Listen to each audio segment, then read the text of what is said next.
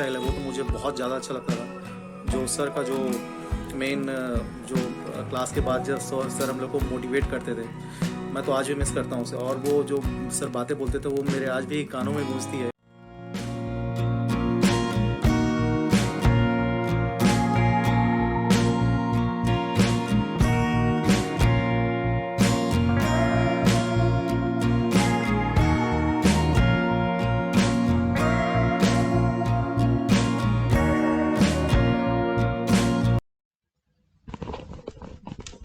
Question number 8 तक कर लिया था कल।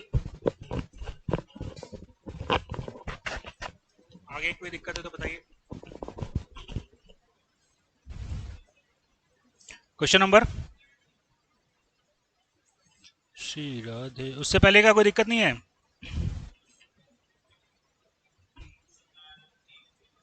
हाँ, अच्छा चलो। क्वेश्चन नंबर 17 बहुत सिंपल है।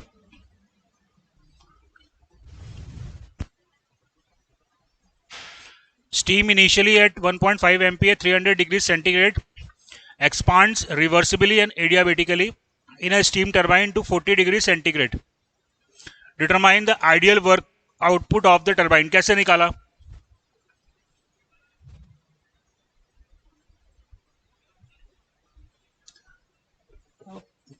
किया ही नहीं है बेटा। आप ही बताओ, चलो इसको निकालना है, कैसे सॉल्व करेंगे? वर्क आउटपुट निकालना है, क्या फॉर्मूला अप्लाई होगा? कहीं का कहीं यार, इतने कम चीजें आपके पास में रहती हैं, आप लोग कहाँ घूमते रहते हो समझ में नहीं आता मेरे को। क्या है ये? टरबाइन है। टरबाइन में वर्क आउटपुट निकालना है, क्या यूज करना पड़ेगा रिलेशन? पूरी कहानी खत्म हो गई यार, अभी तक आप लोग को यही क्लियर नहीं है। टरबाइन, दो चीजें मैंने आपको बताई थी, क्लोज सिस्टम और ओपन सिस्टम। करेक्ट है, तो टरबाइन क्या हो गया? ओपन सिस्टम हो गया। ओपन सिस्टम के लिए मेरे पास क्या इक्वेशन है? Q plus M E one equals to W plus M E two. अब यहां पे बोल दिया मेरे को एडियाबेटिक, यानी कि Q हो गया 0, तो W आ गया M E one minus E two, right. अब क्या बोल रहा है कि यहां पे मेरे को काइनेटिक एनर्जी और पोटेंशियल एनर्जी के बारे में कोई जानकारी नहीं दी है, तो इसका मतलब ई क्या हो जाएगा? ई जो है वो रिप्लेस हो जाएगा एच के टर्म में, तो ये हो गया M H one minus H to,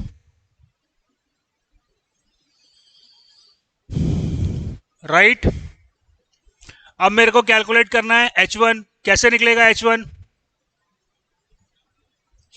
बरे यार कोई मतलब नहीं है आप लोगों को पढ़ाने का, मैं पढ़ा रहा हूं ऐसी बस। एक चीज को 100 बार बोलता हूं कि ये गलती मत करना, फिर वही गलती करते हो। क्या लिखा है? ये आइडियल गैस है क्या? क्या लिखा है? स्टीम लिखा है ना, तो ये एच कहां से आएगा? और कहां से आएगा भैया? स्टीम टेबल से आप जाओ 1.5 मेगा पास्कल और 300 डिग्री सेंटीग्रेड के करस्पॉन्डिंग स्टीम टेबल से निकालो enthalpy H1। How would you find out H2? H1 निकल जाएगा 1.5 मेगा पास्कल और 300 डिग्री सेंटीग्रेड से, वहां तक तो कोई दिक्कत नहीं है। H2 कैसे निकालोगे?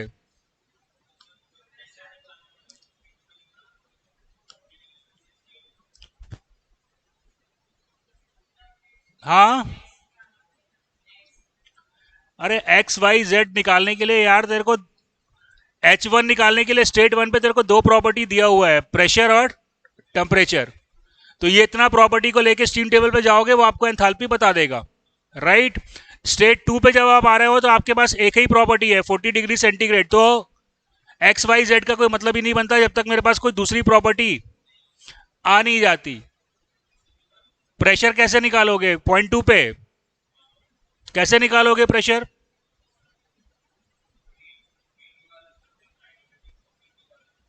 क्या क्या क्या?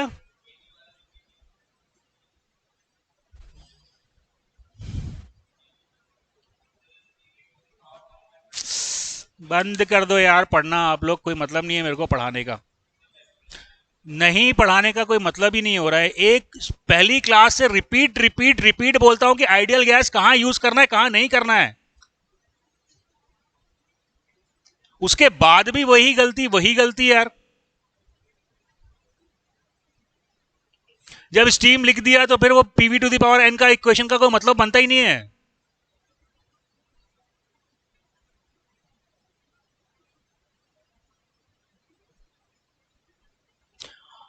आइडियल गैस जिस दिन पढ़ाया था, सेकंड क्लास थी मेरे ख्याल से, सेकंड या थर्ड क्लास रही होगी, उसी दिन बताया था कि भैया इसका लिमिटेशन आइडियल गैस में ही होता है।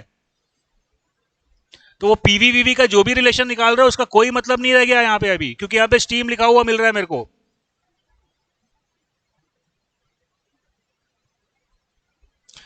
H1 निकल जाएगा, H1 निकल गया यहां से। अब मेरे को स्टेट 2 पे दिया हुआ है 40 डिग्री सेंटीग्रेड, इससे काम बनने वाला नहीं है। मेरे को एक प्रॉपर्टी और चाहिए। तो यहां पे देखो क्वेश्चन में क्लियर कट लिखा हुआ है, क्या लिखा है? Reversible and adiabatic. Reversible and adiabatic का क्या मतलब होता है? Very good, reversible and adiabatic बोल दिया, इसका मतलब the process would be isentropic. अब आइसेंट्रोपिक हो गया तो देखो क्या हो गया। स्टेट 1 पे आपके पास एंथैल्पी है, स्टेट 1 पे आप एंट्रोपी निकाल सकते हो, और जो एंट्रोपी आपको स्टेट 1 पे मिलेगी वही एंट्रोपी आपकी स्टेट 1 पे आएगी। तो अब स्टेट 2 पे आपके पास दो प्रॉपर्टी आ गई, पहला टेम्परेचर और दूसरा एंट्रोपी। दो प्रॉपर्टी आ गई, तो अब उसके बाद आप एक्स वाई जो निकालना है आप निकाल सकते हो स्टीम टेबल का यूज करके।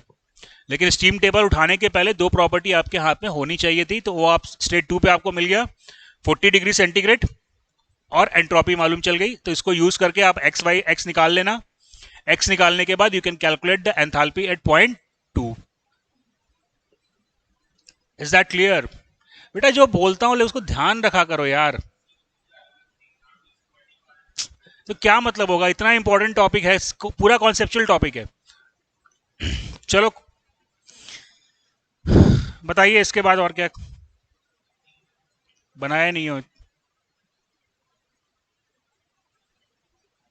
चलिए एक छोटा सा क्वेश्चन दे रहा हूं, बनाइए उसको, कल रैंकाइन साइकिल जो अपन पढ़े थे। स्टीम टेबल रखे हो ना?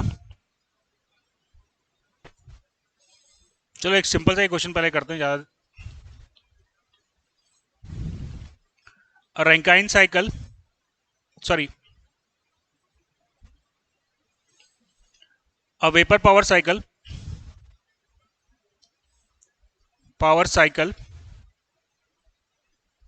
operates between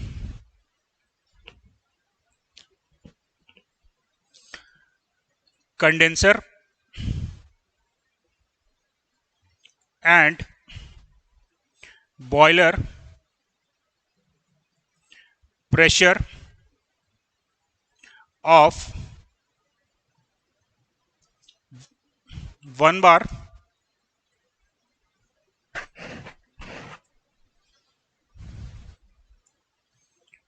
या 1 बार को 0.1 बार कर लीजिए, of 0.1 bar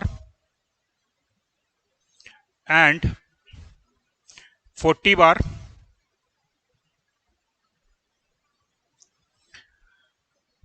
water at the inlet to the turbine is dry, saturated. Determine network and efficiency if cycle is first Carnot, second Rankine.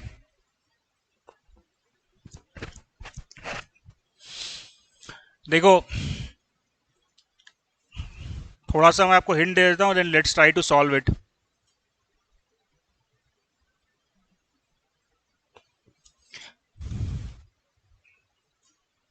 आपको क्या बोल रहा है, क्या कंडीशन दिया है कि टरबाइन के इनलेट पे जो स्टीम है वो ड्राई सैचुरेटेड है। तो ये टरबाइन पे इनलेट होगा, उसके बाद कौन सी प्रोसेस होगी?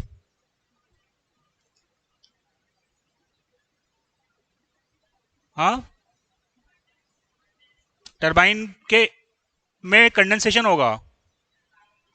टरबाइन में क्या होगा? टरबाइन के इनलेट पे आपको क्या बोल रहा है? ड्राई सैचुरेटेड है। तो टरबाइन में कौन सा प्रोसेस होगा? आइसेंट्रोपिक एक्सपांशन होगा। ठीक है, तो यहां पे अपन टरबाइन में इंटर किए, ये सपोज मैं मान लेता हूं पॉइंट वन करेक्ट है। पॉइंट वन आपको मिल जाएगा। पॉइंट वन पे आपको दो प्रॉपर्टी पता है। कौन कौन सी दो प्रॉपर्टी पता है? हाँ, पॉइंट वन पे जो प्रेशर है वो कितना होगा? वेरी गुड, बॉयलर प्रेशर के बराबर होगा। पॉइंट वन पे मेरे को प्रेशर मालूम चल गया, बॉयलर प्रेशर के बराबर है। और पॉइंट वन पे ड्राई सैचुरेटेड है, यानी कि x इक्वल टू 1 आ गया। करेक्ट है। So you can locate point number one. Point number one पे आपको एंथैल्पी निकालनी है, आप निकाल सकते हो। पॉइंट नंबर टू, यानी कि टरबाइन के एक्सपांशन के बाद मेरे को कौन सा पॉइंट मिलेगा, वो कैसे निकालेंगे? करेक्ट है, ये स्टेट वन मेरे को मालूम चल गया। स्टेट टू के लिए मेरे को पता है कि प्रेशर जो होगा पॉइंट टू पे वो कंडेंसर प्रेशर के बराबर होगा। और दूसरा मेरे को मालूम है कि एंट्रोपी जो है टू पे वो 1 के बराबर होगी। तो ये मेरा पॉइंट टू आ गया। करेक्ट। ये वन और टू रैंकाइन साइकिल और कार्नोट साइकिल में सेम होंगे। करेक्ट है। अब बच्चों अगर रैंकाइन साइकिल की बात करें तो रैंकाइन साइकिल का पॉइंट थ्री मेरे को कहां मिलेगा? ये लाइन को मैं एक्सटेंड करूंगा यहां तक तो मेरे को पॉइंट थ्री मिल जाएगा। Can I calculate the property eight point three? State three पे क्या मैं प्रॉपर्टी निकाल सकता हूं? बिल्कुल निकाल सकता हूं यार। कैसे निकलेगा? प्रेशर कितना होगा पॉइंट थ्री पे? कंडेंसर प्रेशर के बराबर होगा। करेक्ट है। और दूसरा क्या होगा? ड्राइनेस फ्रैक्शन जो है वो जीरो होगा। यानी कि आप क्या करोगे, पीसी के करस्पॉन्डिंग आप एचएफ कैलकुलेट कर लोगे। राइट, तो आपको स्टेट थ्री मालूम चल गया। पॉइंट थ्री पे आप एंथैल्पी निकाल सकते हो। राइट, अब थ्री के बाद आपको चाहिए पॉइंट फोर। आपको पॉइंट फोर पे एंथैल्पी चाहिए। पॉइंट फोर में स्टेट क्या है? सबकूल्ड लिक्विड। और स्टीम टेबल आपको वेट स्टीम, सैचुरेटेड लिक्विड या सुपरहीटेड स्टीम की प्रॉपर्टी देता है। पॉइंट फोर पे स्टेट क्या है? सबकूल्ड लिक्विड है। सबकूल्ड की प्रॉपर्टी मेरे को स्टीम टेबल पे नहीं मिलेगी। राइट, तो पॉइंट फोर पे मैं एंथैल्पी कैसे निकालूंगा?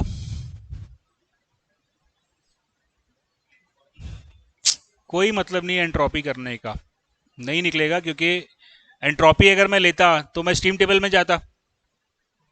स्टीम टेबल में मेरे को सबकूल्ड का कोई प्रॉपर्टी डायरेक्टली मिलने वाला है नहीं।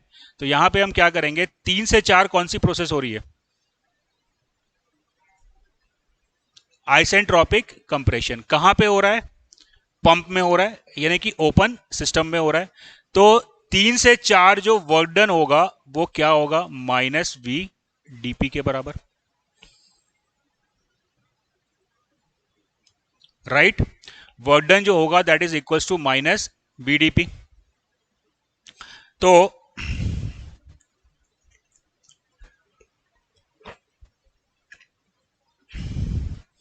अब अपन पंप में देखो, तीन से चार में लगा हुआ है पंप। तीन से चार के बीच में अपन लगा लेते हैं स्टडी फ्लो एनर्जी इक्वेशन। तो मेरे को क्या मिलेगा? H3 equals to H4 plus work done pump में एंटर हुआ एंथैल्पी 3 पे, बाहर निकला एंथैल्पी 4 पे, तो अंदर क्या आया, H3 आया, और बाहर गया H4 और वर्क तो ये क्या हो गया, H3 equals to H4 and W is equals to minus VDP, right. So what I got, H4 minus H3 equals to VDP. Can I calculate H3?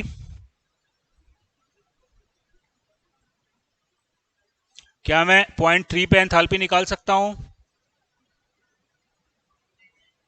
हाँ मालूम है, 0.3 पे एंथैल्पी मालूम चल गई. 0.4 पे एंथैल्पी निकालना है तो मेरे को मालूम चल गया H4 minus H3 is equal to VDP, right. अब VDP वॉल्यूम कहां का लूंगा मैं, 0.3 का कि 0.4 का? देखो 3 पे भी ये लिक्विड है और 4 पे भी लिक्विड है, और लिक्विड को हम क्या बोलते हैं, इनकॉम्प्रेसिबल. यानी कि जितना वॉल्यूम मेरे को 0.3 पे मिलेगा उतना ही वॉल्यूम मेरे को 4 पे मिलेगा. 3 का वॉल्यूम मैं क्या कर सकता हूं, स्टीम टेबल से निकाल सकता हूं, क्योंकि सैचुरेटेड लिक्विड है, सैचुरेटेड लिक्विड की प्रॉपर्टी मेरे को स्टीम टेबल पे मिल जाएगी.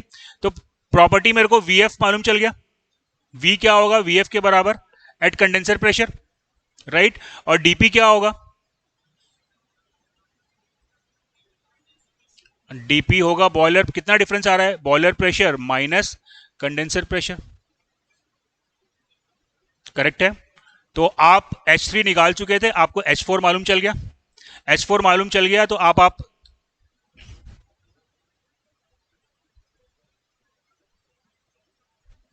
रैंकाइन साइकिल को कंप्लीट कर सकते हो. रैंकाइन साइकिल का हीट सप्लाई कितना होगा, H1 minus H4 heat supply होगा, निकल गया. हीट रिजेक्शन कितना हुआ,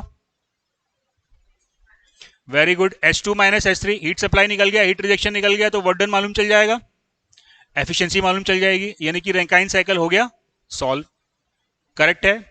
अब कार्नोट साइकिल की बात करें तो मेरे को 1 मिल गया, 2 मिल गया, करेक्ट है. अब कार्नोट साइकिल के अंदर जो भी प्रोसेस हो रही है वो हाँ इसके अंदर ही होनी चाहिए, तो ये मेरे को मिल जाएगा 0.3, this is 0.3 and this is 0.4, this is 3 Carnot and 4 Carnot. तो 3 कार्नोट मैं फाइंड आउट कर सकता हूं. 3C मेरे को प्रेशर मालूम है बॉयलर प्रेशर के बराबर, और ड्राइनेस फ्रैक्शन 0 हो गया, तो 3C निकल गया. How would I find out 4C? हाँ, जो एंट्रोपी 3C पे होगा वही एंट्रोपी 4C पे होगा, और 4C पे जो प्रेशर है वो किसके बराबर होगा, कंडेंसर प्रेशर के बराबर होगा. तो कार्नोट साइकिल और रैंकाइन साइकिल में दोनों सॉल्व कर सकता हूं. हमने कल क्या डिस्कस किया था कि वर्क आउटपुट हमको कहां ज्यादा मिलना चाहिए, कार्नोट में कि रैंकाइन में? रैंकाइन में तो निकाल के देखो, रैंकाइन में आपको वर्क आउटपुट ज्यादा मिलेगा, लेकिन एफिशिएंसी कार्नोट में ज्यादा आएगी. तो let's try to solve the problem.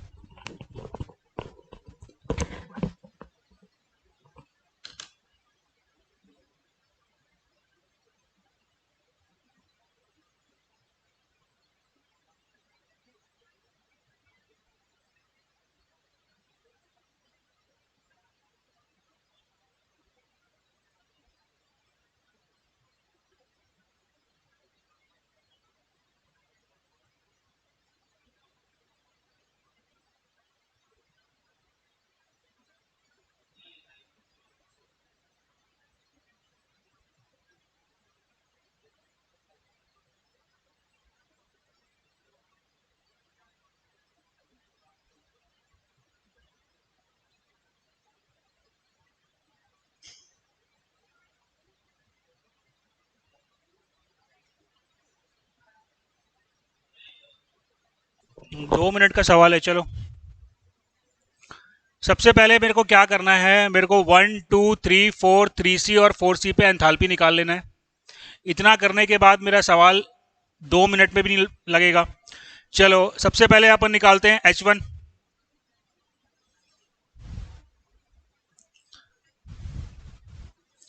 What is H1? निकाले नहीं निकाले? हाँ 28 00 H1 आ गया, S1 कितना आया, कितना आया, एक मिनट रुको यार, मेरे को स्टीम टेबल खोल लेने दो पहले, फिर देखते हैं। मेरे को चाहिए 40 बार के करस्पॉन्डिंग HG, तो 40 बार के करस्पॉन्डिंग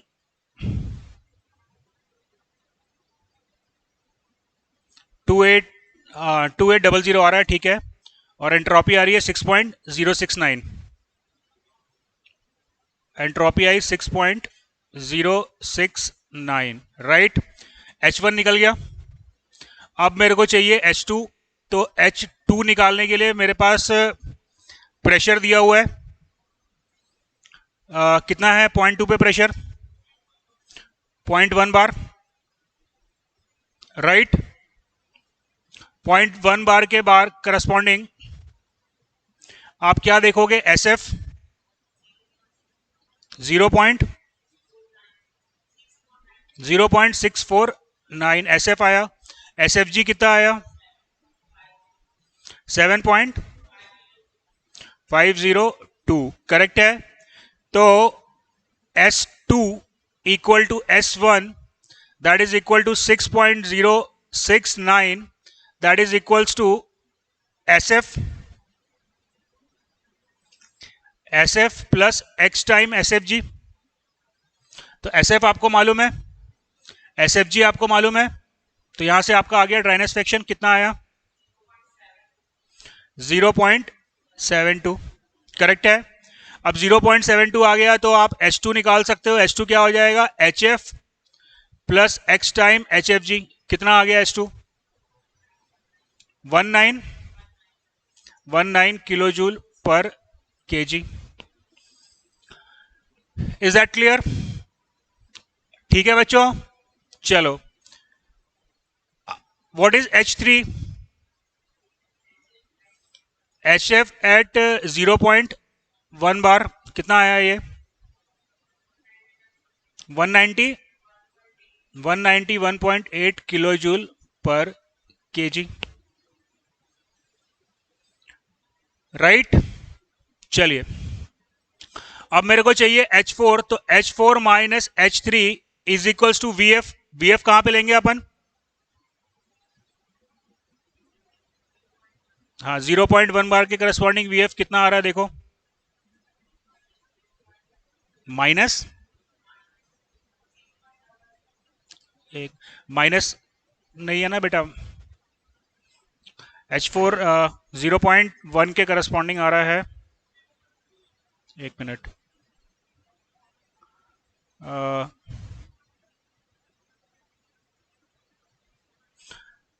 0.001,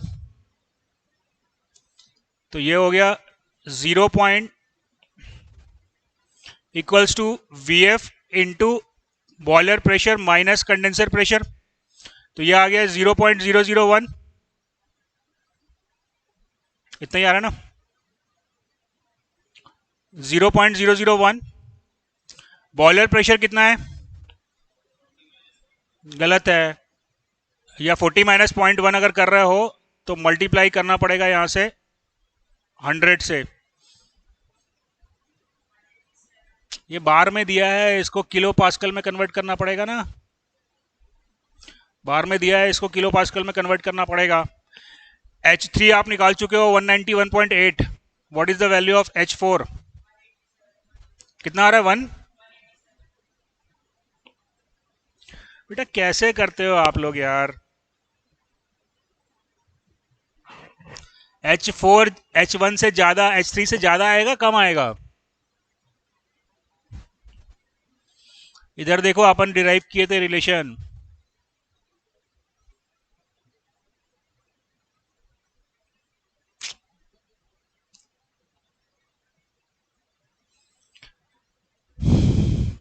H4 जो है वो H3 से ज्यादा आएगा कि कम आएगा, तो कम कैसे आ रहा है आपका आंसर,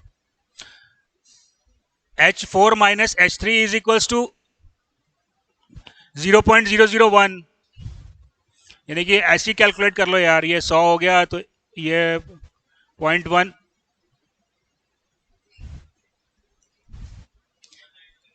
0.1 इंटू 3.9, सॉरी गलत है ना, पर देखे थे ना, माइनस साइन नहीं आएगा। ये हो गया अपना कितना आ रहा है 190, हाँ इतना ही आना चाहिए, 190 195.79 करेक्ट है। ठीक है बच्चों, चलो अब पहले मैं सॉल्व कर लेता हूं Carnot cycle, right. How do I calculate the efficiency of the Carnot cycle? Carnot cycle की एफिशिएंसी का फॉर्मूला मेरे को डायरेक्टली मालूम है, 1 minus T2 by T1। T2 क्या होगा?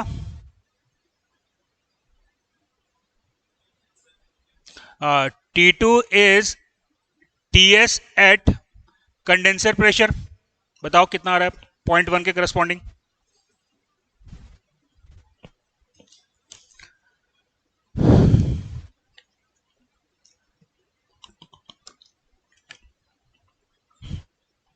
पॉइंट वन के करस्पॉन्डिंग क्या टेम्परेचर है? अरे यार 0.1 के करस्पॉन्डिंग टेम्परेचर आ रहा है 45.83। तो T2 मेरे को मिल गया 45.83 plus 273। What is T1? TS at boiler pressure, right? Yes no? तो what is T2, sorry T1? T1 आप देख लो, 40 बार पे आ जाओ, 40 बार 250.3 plus 273, right. So what is the efficiency of the Carnot cycle? कितना आया? 0 पॉइंट आ रहा है, चेक किए कुणाल, बराबर आ रहा है। तो कार्नोट साइकिल की एफिशिएंसी आ गई 39%, राइट। अभी मेरे को कार्नोट साइकिल में क्या निकालना है? नेटवर्क। तो नेटवर्क क्या होगा? Efficiency multiplied by heat supply.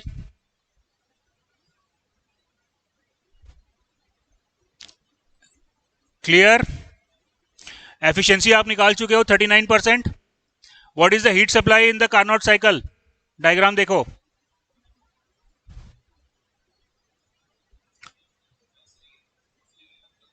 हाँ जी, कार्नोट में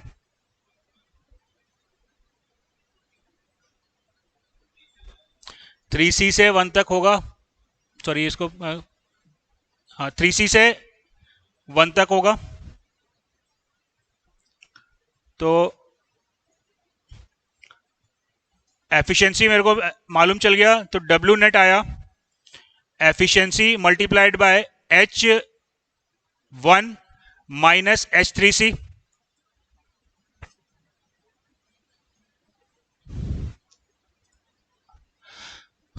राइट?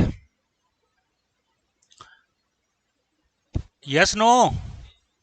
H1 कितना था? निकाल चुके हैं अपन। H1 कितना आया था? 2800 किलो जूल पर केजी मेरा H1 आया।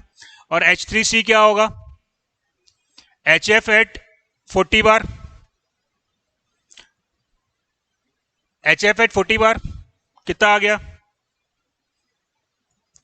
HF एट 40 बार, 40 बार के करस्पॉन्डिंग HF आ रहा है 1087.4। तो कार्नोट साइकिल में जो मेरे को वर्क डन मिला that is 0.39 multiplied by 2800 minus 1087 and that is equal to 667 kilo joule per KG, correct है। चलिए अभी रैंकाइन साइकिल की बात करें तो रैंकाइन साइकिल में हीट सप्लाई कितना हुआ?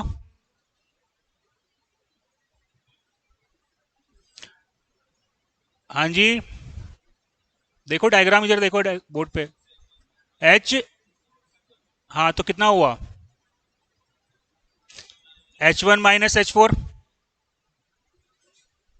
राइट। तो ये आ गया मेरा H1 माइनस H4। H1 आया था 2800 और H4 आया था कितना? 195.7।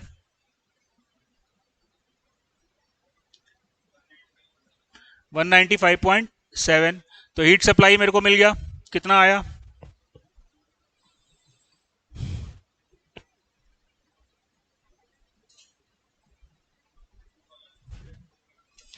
604 kilo joule per KG. What will be the heat rejection? Diagram देखो। हाँ, Q3,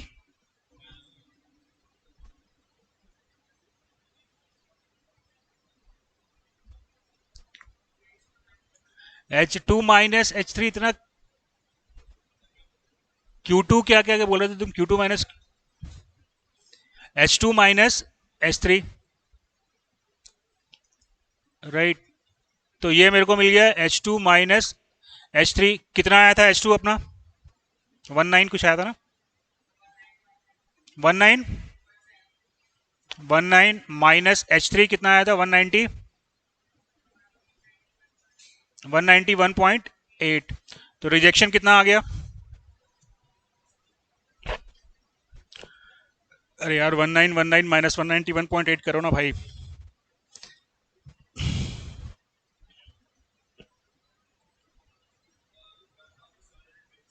1727.2 kilo joule per KG. W net कितना आ गया? Heat supply minus heat rejection, तो 2604 माइनस 1727.2 कितना आ रहा है?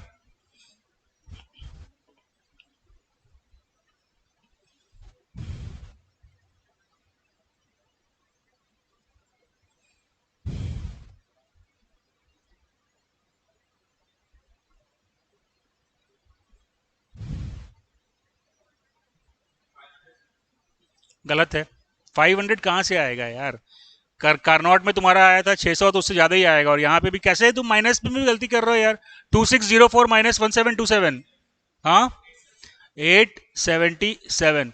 ऑब्वियस सी बात है, यहाँ पे मेरे को मिला था 667, तो रैंकाइन में मेरे को उससे ज्यादा वर्क मिलना था।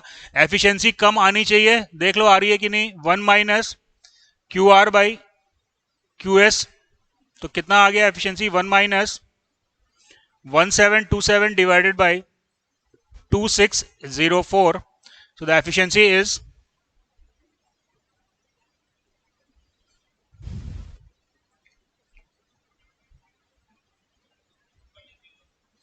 33%।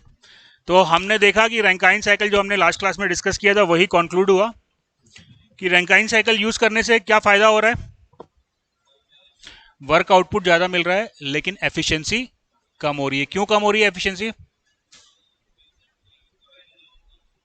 Mean temperature of heat addition जो है वो रैंकाइन साइकिल में रिड्यूस हो रहा है। चलिए ठीक है, क्वेश्चन जो दिए हैं उसको ट्राई करिए बेटा, सॉल्व करिए और नोट्स को रिवाइज करिए। थर्मोडायनामिक्स एक सब्जेक्ट है जो बेसिक कॉन्सेप्ट का है। जो टर्मिनोलॉजी मैंने आपको दी है, अगर वो आपने क्लियर कर ली तो आपको कहीं दिक्कत नहीं जाने वाली। और जो मैंने पढ़ाया वो नहीं समझा तो हमेशा दिमाग में कंफ्यूजन मेंटेन रहेगा। तो रिवाइज करो, दिक्कत आती है तो फोन पे बात करो। चलो ठीक है, फिर मंडे को डिस्कस करते हैं। नहीं अभी क्लास नहीं, फिर 29 से क्लास होगी। आपको अगर आना है तो आप आ जाना, कोई डाउट वगैरह आपका होगा तो वो अपन क्लियर करेंगे, राइट। बाकी क्लासेस जो रेगुलर क्लासेस है वो 30 तारीख से ही स्टार्ट होंगी, है ना।